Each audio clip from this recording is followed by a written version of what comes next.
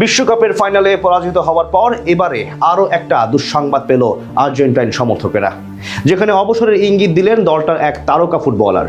জানিয়ে রীতিমতো শোকের ছায়া নেমে এসেছে রোজারিও বুয়েন্স আয়ার্সের শহরতলিতে। আর ফাইনালে হারের ধাক্কা সামলাবার আগেই যেখানে বড় একটা হোঁচট খেতে যাচ্ছে আলবিসেলেস্তেরা। কে এই ফুটবলার যার বিদায়ে হৃদয়ে ভাঙবে কোটি কোটি আর্জেন্টাইন সমর্থকের? সে কথাই জানবো রিপোর্টে।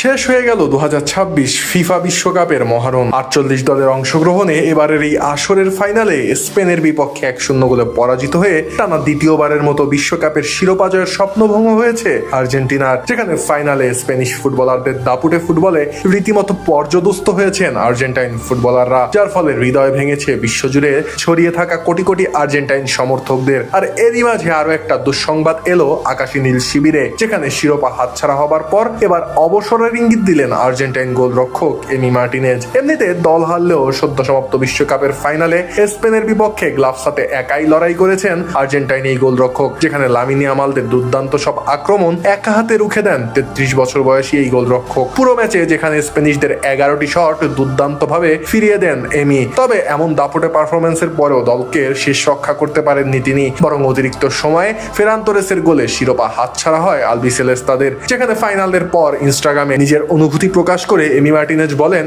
আমি স্বপ্ন দেখেছিলাম আমরা আবার বিশ্বকাপ জিতবো, স্বপ্ন দেখেছিলাম ট্রফিটা আর্জেন্টিনায় নিয়ে আসবো এবং আরো একবার ইতিহাস গড়বো, কিন্তু সেটা আর হয়ে ওঠেনি। এরপরই জাতীয় দলের ভবিষ্যৎ নিয়ে নিজের ভাবনার কথা জানান 33 বছর বয়সী এই গোলরক্ষক, যেখানে তিনি জানান আগামীতে খেলা চালিয়ে যাবেন কিনা তা নিয়ে এখনো ভাবছেন তিনি। এ বিষয়ে মার্টিনেজ বলেন, ফাইনালে হারের কষ্টটা ব্যাখ্যা করা কঠিন, ভবিষ্যৎ নিয়ে অনেক কিছু চিন্তা করতে হবে, এরপর কিভাবে এগিয়ে যাব তা দেখতে হবে, এটাই কি সরে দাঁড়ানোর সঠিক সময় কিনা সেটাও ভাবতে হবে। আর এমিলিয়ানো মার্টিনেজের এমন মন্তব্যের পর আর্জেন্টিনা দলে তার ভবিষ্যৎ নিয়ে শুরু হয়েছে তুমুল আলোচনা, যেখানে 2021 সালে জাতীয় দলে অভিষেকের পর থেকেই তিনি দলের অন্যতম নির্ভরতার প্রতীক হয়ে ওঠেন চলতি শতাব্দীতে আর্জেন্টাইন ফুটবলের নতুন উত্থানের পেছনে, যেখানে গুরুত্বপূর্ণ ভূমিকা রাখেন দিগ্বিজয়ী এই গোলরক্ষক। 2বার কোপা আমেরিকা জয়, 1বার ফিনালিজিমার ট্রফি আর 2022 বিশ্বকাপে ঐতিহাসিক শিরোপা জয়, যেখানে গ্লাভস হাতে একাই ঢাল হয়ে দাঁড়ান আর্জেন্টাইনদের অনুকূলে। তাই তো অ্যাস্টন ভিলার এই গোলরক্ষকের আন্তর্জাতিক ফুটবলকে বিদায় জানানোর গুঞ্জনে ভেঙে পড়েছেন আকাশী নীল সমর্থকেরা। কেননা এমির অবসরের পর গোলবারের নিচে আর্জেন্টাইনদের বিশ্বস্ত হাত এখনো নিশ্চিত নয়। বিশ্বকাপ কিংবা কোপা আমেরিকার মতো মেজর টুর্নামেন্টের নকআউট পর্বের চাপ সামলে